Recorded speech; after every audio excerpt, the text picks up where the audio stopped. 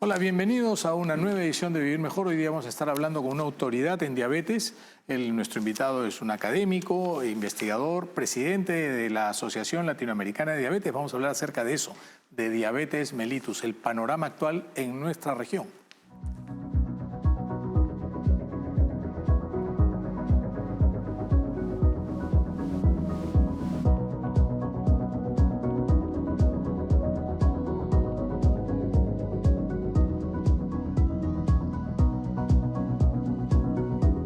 Dentro de las muchas formas de diabetes, las más comunes, las más conocidas por todos, incluso por los que la tienen y dicen no tenerla, o no quieren reconocer que tienen factores de riesgo, por lo menos para llegar a tener diabetes en el corto tiempo, la diabetes mellitus de tipo 2 es la más común. Pero hay una que preocupa muchísimo a los médicos, a los investigadores, es que es la tipo 1, en donde en ambos casos hay un incremento de la glucosa en la sangre, pero el origen de cada una de ellas es muy distinto. Hoy día me va a acompañar en el programa el doctor Segundo Seclén Santisteban. El doctor Segundo Seclén Santisteban es profesor universitario egresado de la Universidad Peruana Cayetano Heredia, es profesor universitario de dicha casa de estudios, hizo su residencia en endocrinología asimismo en la Universidad Peruana Cayetano Heredia, tiene una maestría en salud pública y epidemiología y tiene un doctorado en geriatría y gerontología. Actualmente él es el presidente de la Sociedad o Asociación Latinoamericana de Diabetes y actualmente es el jefe de la Unidad de Diabetes, Hipertensión y Lípidos de la Universidad Peruana Cayetano Heredia, presidente de la Asociación de Diabetes Tipo 1 del Perú y miembro del Board de South American Caribe Association International Diabetes Federation y presidente, evidentemente, de la Sociedad Latinoamericana. Próximamente en nuestra ciudad de Lima va a haber un foro que tiene que ver con políticas públicas de la diabetes, sobre todo la de tipo 1. Así que sin más preámbulo, vamos a irnos a una pausa y en el siguiente segmento vamos a estar conversando con el doctor Segundo Seclén Santisteban. Ya volvemos.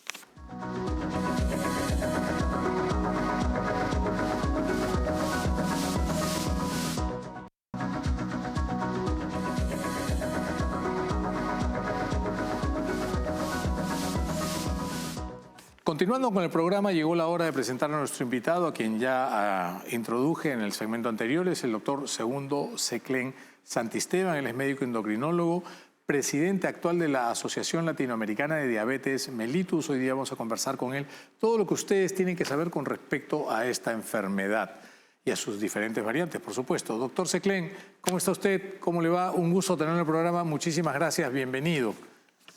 Bueno, muchas gracias por esta excelente oportunidad de poder tener una reunión contigo en el programa y poder dar la información necesaria para la comunidad internacional que te ve permanentemente. Muchísimas gracias, doctor. Y hablando de comunidad internacional, usted como presidente de una sociedad académica que tiene un fin muy social, ¿no? O sea, ¿cómo se comporta la diabetes en América Latina en general? Evidentemente la diabetes tipo 2 siempre es la más prevalente, pero cuéntenos un poquito la situación de los pacientes diabéticos tipo 2, tipo 1, la diabetes gestacional, en fin, en la región. Correcto. Bueno, en primer lugar, hacer notar que después de la epidemia del COVID, la prevalencia, o sea, quiere decir el número de casos y la incidencia, o sea, la cantidad de casos que anualmente se producen en general por diabetes ha aumentado, ¿no? Tanto en diabetes tipo 1, diabetes tipo 2 y diabetes gestacional. Antes de la pandemia teníamos alrededor de unos 450 millones de pacientes con diabetes y actualmente estamos sobrepasando los 500. Entonces ha habido un gran aumento de esta enfermedad. Y en nuestra región es la región más afectada. Actualmente tenemos cerca de 80 millones de pacientes con diabetes en general. Y lamentablemente, como este es un problema que tiene que ver también con un tema social, los sectores más vulnerables que están en nuestra región son los que están más afectados, ¿no?, por esta enfermedad. Por eso es que hay una explosión muy importante de esta enfermedad en nuestra región. Y de ahí la importancia de poder hacer llegar este tipo de mensajes a la comunidad latinoamericana, sobre todo, ¿no? Como país, ¿quién es el que peor situación tiene ¿cuál es el país en donde hay mucho menor cantidad de políticas públicas en torno a la prevención o al diagnóstico o al manejo de la diabetes? Bueno, es una pregunta muy importante porque realmente como está creciendo, como dije anteriormente, la cantidad de pacientes con diabetes en nuestra región, se supone de que debería de haber políticas públicas que respalden y atiendan a este grupo de pacientes, pero lamentablemente son pocos los países en Latinoamérica que tienen programas para poder controlar esta enfermedad, sobre todo en la parte preventivo, promocional. Ujú. Estamos hablando, por ejemplo, de Chile, de Brasil, de Uruguay, Argentina, y últimamente en nuestro país hemos podido, hace poco, hace un par de años, reglamentar una ley que estaba congelada desde 2005 y que está recién implementándose para poder, sobre todo, evitar nuevos casos, en el caso de diabetes tipo 2, y en segundo lugar, evitar muertes en niños y jóvenes que tienen la diabetes tipo 1, que es una diabetes en el cual el niño y el joven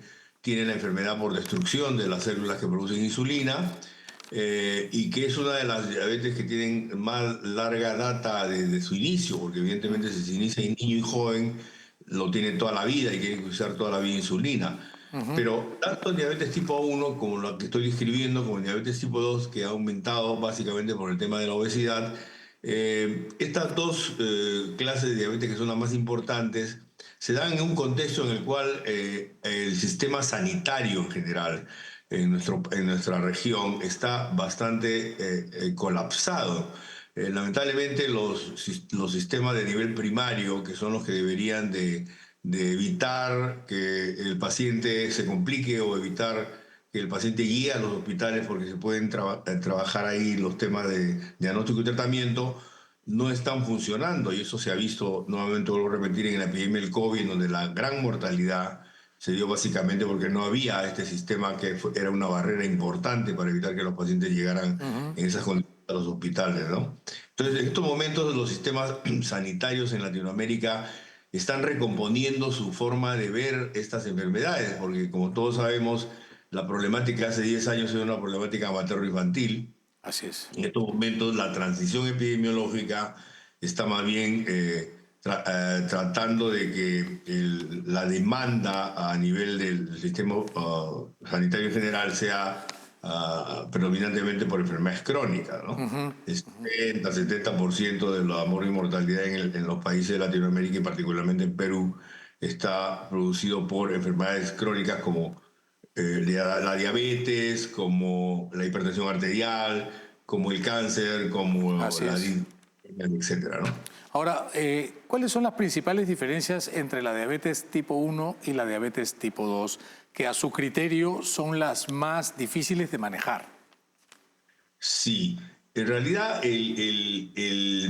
la diferencia es bastante marcada, ¿no? Y digo en realidad porque mucha gente confunde los pacientes adultos con diabetes tipo 2 que usan insulina como si fueran diabetes tipo 1. O sea, el usar insulina en un adulto no necesariamente lo convierte en un paciente insulino dependiente, sino simplemente porque ya no responde a la terapia oral, pasa a una terapia inyectable. Ujú. En el caso de los diabetes, los pacientes con diabetes tipo 1, la diferencia es que estos últimos tienen una enfermedad autoinmune en el cual el propio organismo ataca a las células que producen insulina, que son las células beta del páncreas, y las destruyen totalmente, de manera tal que estos pacientes o estas personas requieren utilizar insulina de manera permanente, ¿no? Dos clases de insulina, una insulina de acción intermedia y otra insulina de acción inmediata que tiene que ponerse antes de cada Ujú. comida.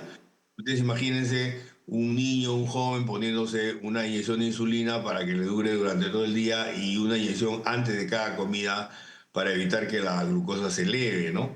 Felizmente que actualmente en algunas guías para tratamiento de diabetes tipo 1 se está aplicando o se está ya indicando las bombas de insulina, que felizmente la ciencia y la tecnología en diabetes ha logrado este tipo de dispositivos que permiten que los niños, jóvenes o adultos que tienen diabetes tipo 1 tengan esta bomba y la bomba autorregula la cantidad de insulina que tiene que inyectarse en relación a la glucosa, ¿no? Pero lamentablemente esa tecnología está todavía en porcentajes bastante ínfimos en general, inclusive en poblaciones tan avanzadas como en Estados Unidos y Europa, porque son todavía muy costosas, ¿no? Costosas, claro. Por ahora se tienen que estar poniendo las insulinas que les he mencionado en las cantidades que requieren hasta 4 veces al día, ¿no? Esa es la diabetes tipo 1, ¿no? O Ya, sea,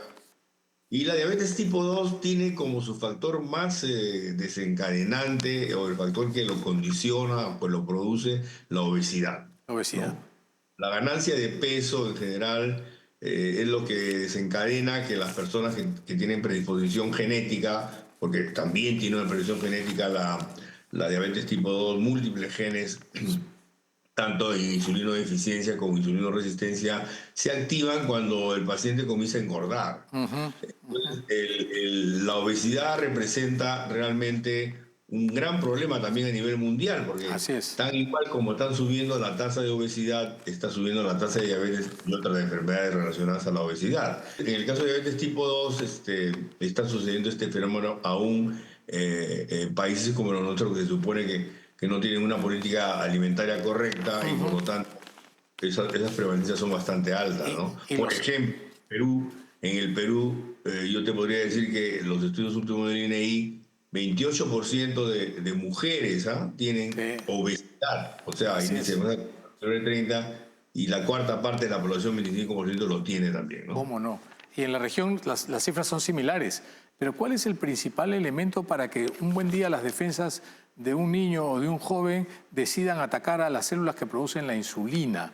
Se ha hablado del virus de las paperas, se ha hablado de la coexistencia con otras enfermedades autoinmunes. ¿Qué hay más allá de eso?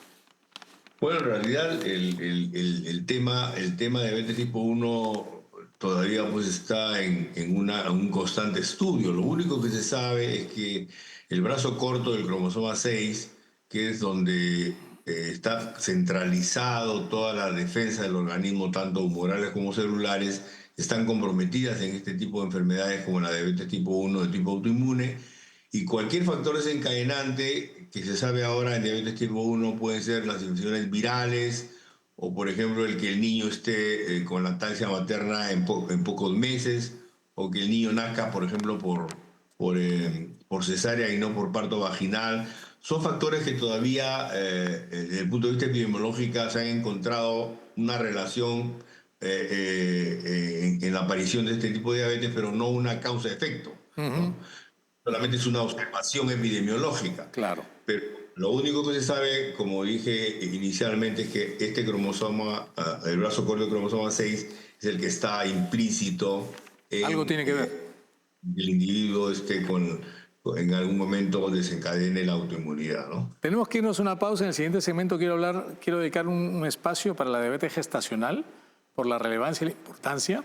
Y luego quiero entrar a hablar sobre políticas públicas, estrategias, marcos legales, experiencias de otros países exitosos o no tan exitosos y cómo estamos por último en casa. De eso vamos a hablar en el siguiente segmento, doctor. No se mueva de ahí. Con ustedes volvemos en unos instantes con el doctor Segundo Seclén.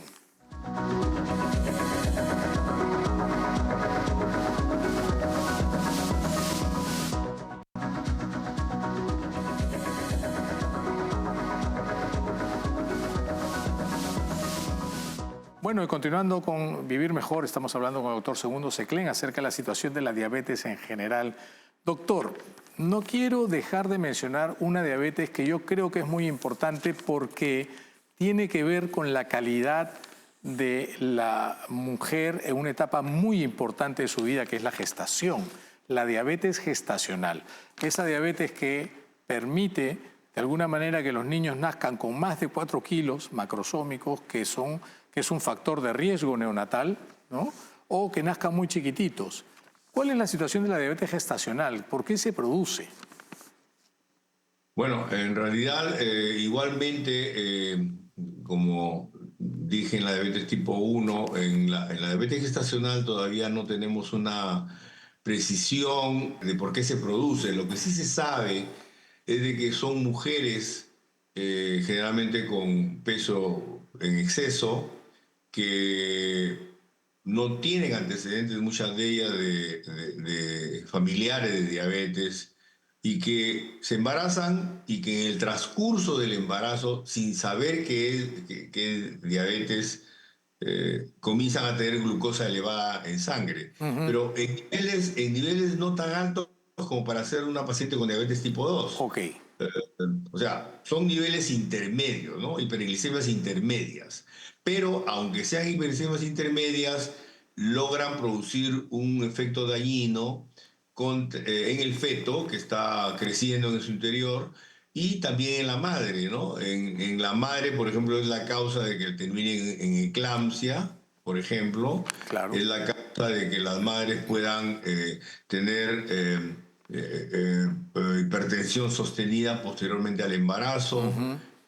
o daño renal, ¿no? ¿Cómo no? Mientras que en el feto, como bien lo han mencionado, como es una glucosa elevada en la sangre de la madre, pasa a través de la placenta hacia el niño y el niño comienza a tener más energía que que la que debería de tener, y entonces comienza a crecer interiormente y salen niños macrosómicos y a veces con malformaciones congénitas, que también se ha descubierto últimamente que el número de malformaciones congénitas, sobre todo en la espina dorsal, Así es. son bastante importantes. ¿Qué sucede en esta problemática que estoy mencionando? Que la glucosa se eleva durante el embarazo y produce daño tanto para la madre como el niño. Sucede que es poco diagnosticada por una razón muy sencilla. Y mira lo que te voy a decir. La mayoría de controles sanitarios que tienen las madres es solamente glucosa en ayunas, Ujú. ¿no? Y algunas, por supuesto, se les diagnostica con diabetes gestacional con glucosa en ayunas. Pero nosotros, igual que otros grupos, hemos hecho estudios realizándole curva de tolerancia a la glucosa con ingesta de 75 gramos de glucosa en hidra y control a la hora y las 2 horas. Y hemos encontrado realmente una prevalencia bastante alta que aplica a todas las pacientes embarazadas que entran al sistema primario, sobre todo. Así es. Curva de tolerancia capta al 100% de las pacientes con diabetes gestacional y, por supuesto, aplica el tratamiento respectivo para evitar que existan estas complicaciones. Hay algunas experiencias en donde, en los países de la región, en donde se les haga curva de tolerancia a las mujeres durante el control del embarazo, o esto es algo que se tiene que implementar como una estrategia más. Bueno, la Federación Internacional de Diabetes ya puso la luz roja a este tema hará unos 5 años, pero son pocos los países que están realizando en su sistema este tipo de prueba para el diagnóstico de diabetes gestacional. Ujú. Son los países que tienen sistema de apoyo o de protección al paciente con diabetes como el nuestro y los que he mencionado anteriormente, están haciendo este tipo de pruebas y sobre todo una cosa interesante, en los países donde la obesidad de la mujer es bastante alta, que como vuelvo a repetir, también es un factor desencadenante para Claro. diabetes gestacional, ¿no? Tanto la mujer que se embaraza Así estando es. con sobrepeso o cuando ya está embarazada comienza a ganar más peso de lo normal, todas ellas tienen predisposición a tener diabetes gestacional y a tener todas las complicaciones que hemos mencionado, ¿no? Tener diabetes gestacional es un marcador para que a futuro, corto, mediano o largo plazo, la mujer tenga diabetes con peor evolución más tempranamente. Eso es una buena pregunta. Bueno, hay estudios de seguimiento a 10 años de pacientes con diabetes gestacional que han encontrado que un 50% de pacientes con diabetes gestacional hacen diabetes tipo 2, sobre todo Ujú. eh, en su seguimiento, ¿no? O sea, que quiere decir que el diabetes gestacional sí, es un factor de riesgo para diabetes tipo 2 principalmente, ¿no? ¿Cómo no? Yo que tengo 40 años de endocrinólogo, hasta ahora seguimos utilizando insulinas humanas, sulfonilureas como la glibenclamida y Así es. metformina, que realmente ya no soportan el poder manejar correctamente a los pacientes con diabetes en general, ¿no? Más aún ahora que usted ha mencionado, ¿no? ¿Cuál es la importancia del sector, la industria farmacéutica, la que hace investigación y desarrollo, innovación en medicamentos? Más aún ahora que han aparecido nuevos medicamentos, nuevas moléculas farmacológicas que no solamente tienen un impacto positivo en la diabetes, en el manejo de la glucosa de los pacientes, en la diabetes tipo 2, a lo que me refiero, sino que además en otras comorbilidades tan serias como la obesidad y protección sobre la insuficiencia cardíaca, por ejemplo, en el cardiópata, que son las nuevas moléculas, ¿no? Correcto, correcto, sí. En realidad es muy importante lo que mencionas porque, por ejemplo, en la guía de diabetes tipo 1 que ya está aprobada por resolución ministerial, hemos introducido las insulinas análogas. Por Que son ejemplo, nuevas insulinas, con ¿no? mayor calidad, ¿no? Que las insulinas humanas, ¿no? Producen menos hipoglicemia, o sea, caída de glucosa, tienen una mayor estabilidad en el organismo de los que los utilizan. Hemos introducido la utilización de dispositivos para control de glucosa como los glucómetros y las tiras reactivas o los monitores continuos de glucosa que sirven para saber qué cantidad de insulina realmente necesitan estas personas que usan insulina. Y finalmente hemos introducido la bomba de insulina de la Así guía. es. Es una guía realmente bastante pionera en la región y creo que es muy importante en este evento, en este foro que vamos a tener el día 5 de septiembre, poder dilucidar realmente la necesidad que requiere el sistema de salud para poder proteger a los pacientes, ¿no? Con diabetes en general. El no tener presupuesto, el no tener un marco legal que respalde, el carecer de una garantía, por decirlo de alguna manera, constitucional que haga ver que el derecho del ciudadano, ¿no es cierto?, de acceder prontamente a diagnóstico y tratamiento es algo que debería estar, que está contemplado dentro de la Constitución como derecho. Bueno, sí, efectivamente, y sobre todo en salud se ve eso con más claridad, ¿no? O sea, el sistema sanitario está preparado para ser rehabilitador y asistencial, no está preparado para ser un- un sistema preventivo promocional, o sea, de educación y de prevención para las enfermedades. Y yo creo que eso tiene que cambiar. La Ley General de Salud lo indica, pero como todo sucede en nuestros países, o sucede en nuestros países, muchas veces son letras muertas y los únicos que pueden moverlas son los afectados, o sea, las Así es. asociaciones de pacientes, que son los que se han movilizado para conseguir estas normativas legales. Las sociedades científicas estamos para garantizar que se aplique correctamente el tratamiento y la industria farmacéutica para poder negociar con el Estado la mejor manera de la venta y la compra de estos medicamentos ¿Cómo que no? son para la población, ¿no? ¿Cómo Yo no? creo que cada uno tiene un rol importante en este problema que estoy mencionando. Doctor Seclen, le agradezco muchísimo por su tiempo y por su participación en el programa. Esta es su casa cuando guste. Siempre interesados nosotros en dar a conocer la información más importante y más relevante de problemas comunes para todos nuestros países y para todas nuestras poblaciones. Gracias nuevamente por haber estado con nosotros. Gracias, doctor Recoba, a la orden cuando sea necesario y con todo gusto. Muchísimas gracias. Y con ustedes, esto ha sido todo por hoy en Vivir Mejor. Espero que el programa les haya quedado claro. La diabetes es una realidad. Hay diversos tipos de diabetes. Necesitamos un marco que nos proteja, pero que nos dé acceso oportuno a ello. No olviden lavarse las manos, abrir las ventanas, mantener la distancia social, vacúnense y sean felices. Que Dios mediante nosotros nos vemos en un próximo programa. Chao.